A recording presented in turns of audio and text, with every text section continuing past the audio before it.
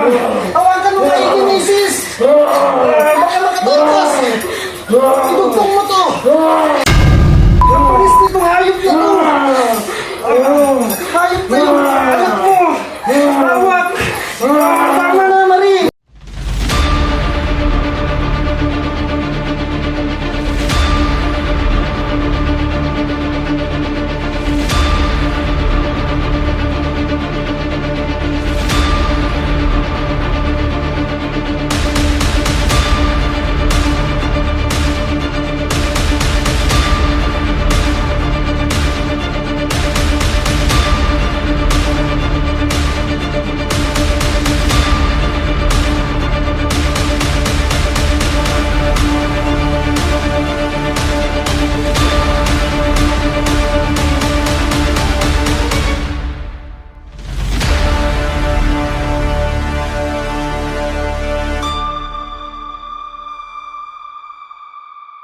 Sabi mo, pinainom mo na siya ng gamot kanina. Ba't ganito pa rin yung anak ko? Hindi pa rin gumagaling, kahol ng kahol. Na. Maawa na po kayo. Tulungan na po ako. Delikado na tong anak mo.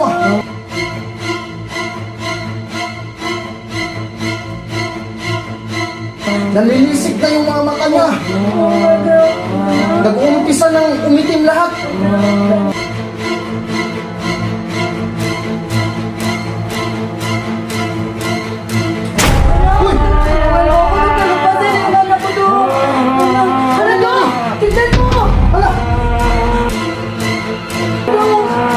Uy!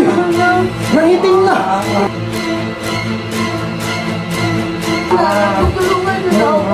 Gusto nangitim na yung paa niya!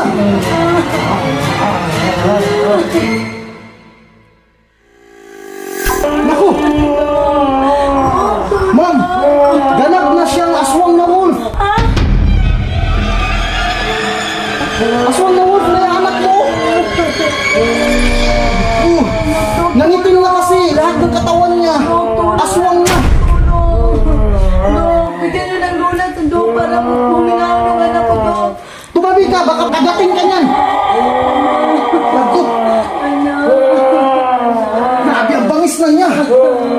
Dok, ba't nangingisa yung anak ko na pinainom yun sa gamot na ano yung tawag yun? Aswang na wolf! Yung anong gamot ba? Yung gamot na pinainom mo? Ano yun? Sinabawang bawang! O, tignan yung nangyari sa anak ko, Dok. Dok, hindi ba pwedeng ikulong na natin siya ngayong gabi? Natatakot ako baka makadisgrasya siya ng mga tao. Naku, marami talaga madidisgrasya kapag hindi naagapan tong anak mo. Kasi ano na to eh? Aswang na wolf na talaga to. Dok, ipukulong na lang namin siya para... Hindi pwede. Ano gagawin? Kasi ang lakas ng halimaw na yan. Hindi naman katulad ng dati ang bait-bait ni Marito. Kayo kung makadisgrasya siya ng mga tao, baka yan ang pinagulan na makapatayin siya ng mga tao dito sa baryo niyo. Parang itong zombie na kumakalat yung virus kapag meron siyang nakagat. Ganun kadelikado yung anak mo. Tulungan mo naman ako, Dok. Papunta na yung anak ko dito at saka yung asawa ko, Dok. Nasaan na yung asawa mo? Papunta na sila dito, Dok. Dahil dadalhin daw sa National Hospital. Kaso sabi ko baka hindi na naman natin madala kasi tignan mo nga yung anak natin. Hindi na maagapan yan sa National Hospital kasi tignan mo naman oh.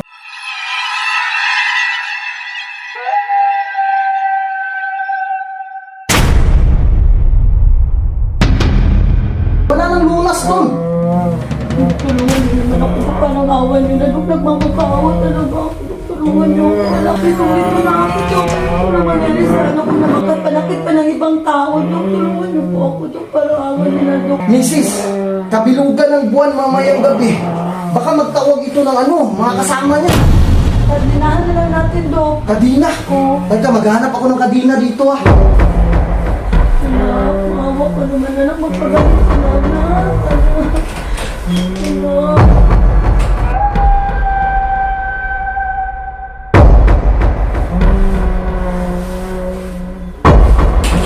Meron ako kadina dito. Tingnan lang natin habang maaga pa. Matibay ba ito, Dok? Kasi napagawa kami dito sa talyer na kadina. Kinagatan niya na tanggal isa-isa. Ay, fake yung pinagawaan mo. Pero, bakit niya natanggal yung kadina? Hindi ko nga alam, parang may superpower siya. Saan ka ba napagawa nito? Pinagawa ko ito sa recto, matibay ito. Nasa talyer ko nga yung pinagawa yung amin. Natanggal Matibay niya. talaga. matanggal na yung kadena, sobrang lakas na talaga niya. Wabi, umalis ka dyan, baka mahawa ka. Ay, halika dito. Mag-ingat tayo ah, baka kagatin tayo niyan. Anak, kailangan ko itong gawin sa'yo, nak. Masakit man sa akin, kalooban, pero kailangan ko itong gawin, nak. Kailangan ko makapasakit ka ng mga tao, anak.